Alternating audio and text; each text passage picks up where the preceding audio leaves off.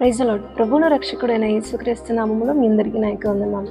అందరూ బాగున్నారా? ప్రతిదినం దేవుని యొక్క వాగ్దానం ద్వారా బలపరచబడుతున్నారని ఆశిస్తున్నాను. మరి ఉదయకాల సమయంలో దేవుని యొక్క వాగ్దానాన్ని చదువుకుందాము. లూకా సువార్త 18వ అధ్యాయము 27వ వచనము. మనుషులకు అసాధ్యములైనవి దేవునికి సాధ్యములని చెప్పను.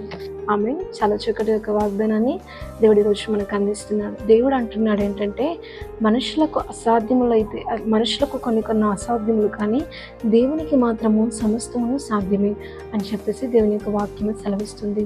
అంటే మన జీవితంలో కొన్ని సందర్భాలు ఏ రీతిగా ఉంటాయంటే, ఇంక ఇది జరగదు అని చెప్పేసి మనము ఒక నిర్ణయానికి వస్తాం. అంటే అలాంటి ఒక అంచనా వేసుకోవడానికి కూడా అలాంటి పరిస్థితులు అనేది అసలు మనకు ఉండవు. ఇలా జరుగుతుంది, ఇది జరుగుతుంది, నేను ఆశిస్తున్నది అనేది జరుగుతుంది అని చెప్పేసి మనం అనుకున్నది, మనం ఏదైతే కోరుకుంటామో అది జరగడానికి అసలు వీలుండని పరిస్థితులు మన జీవితంలో మనం ఎక్స్పీరియన్స్ చేస్తూ ఉంటామండి.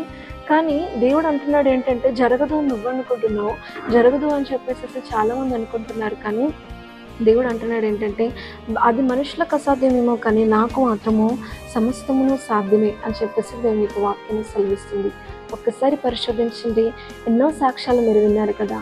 ప్రతి సాక్ష్యంలో దేవుడు పనికిరాని వారిని, ఎన్నిక లేని వారిని, నశించుకుపోతున్న వారిని, దీనులైన వారిని మాత్రమే లేవనెత్తాడు. కానీ ఎప్పుడూ కూడా ధనవంతులైన వారిని, గొప్పవారిని ఎప్పుడు కూడా దేవుడు మన విషయంలో పార్షాలిటీ చూపించి వారిని ఎన్నుకున్నట్టు ఎక్కడ కూడా మనకు ఆధారాలు అనేది కనబడలేదు. ఎలాంటి వారైనా సరే కానీ దీనత్వం కలిగిన మనసు ఉంటే దేవుడు అలాంటి వారిని ఆకర్షించాడు. చూడండి, మనుషులు పార్షాలిటీ చూపించే విధంగా దేవుడు కూడా పార్షాలిటీ చూపిస్తే మన పరిస్థితి ఏమవుతుందండి? ఒకసారి మీరే ఆలోచించుకోండి. అంటే డబ్బున్న వ్యక్తులే మనుషులు కొనియాడ రీతిగా దేవుడు కూడా నీ దగ్గర డబ్బు ఉంటేనే, నీ దగ్గర అందం ఉంటేనే, నీకు ఒక మంచి ఫేమ్ ఉంటేనే నేను నిన్ను ఎన్నుకుంటాను, you will be known as a Christian అని చెప్పేసి దేవుడు మన విషయంలో అనుకుంటే మన పరిస్థితి ఏమవుతుంది? కానీ కాదు.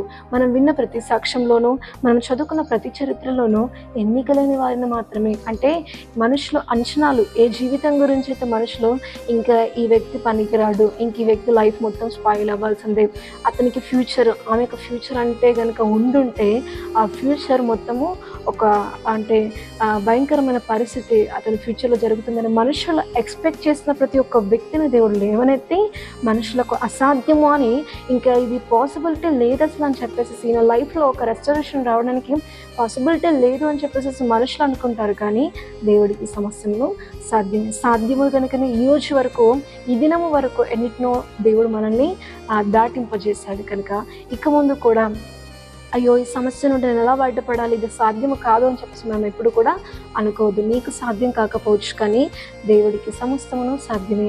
కాబట్టి ప్రార్థించండి, ప్రతి సమస్యను దేవుని పాదాల యొద్ద పెట్టండి, ప్రతిదీ దేవునికి సాధ్యమని హృదయంలో పెట్టుకుని, హృదయంలో స్థిరపరుచుకుని ముందడిగేయండి. దేవుడు ఖచ్చితంగా మీ ఆశల్ని, మీ కోరికల్ని తీరుస్తాడు. ఆమె ప్రార్థన చేసుకుందాం.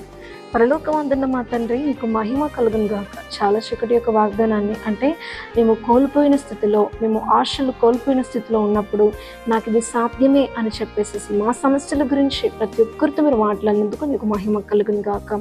దేవా, మనుషులకు కొన్ని అసాధ్యములు, కానీ నీకు మాత్రము సమస్తమును సాధ్యమే అని చెప్పేసి ఈరోజు మాతో మాట్లాడిన ప్రతి ఒక్క జీవితాన్ని మీరే ఈ యొక్క వాగ్దానాన్ని ప్రతి జీవితంలో మీరు నెరవేర్చండి. నమ్మిన ప్రతి జీవితంలో ఆశ్చర్య కార్యాలు జరిగించండి, అసాధ్యములను సుసాధ్యములు చేయండి.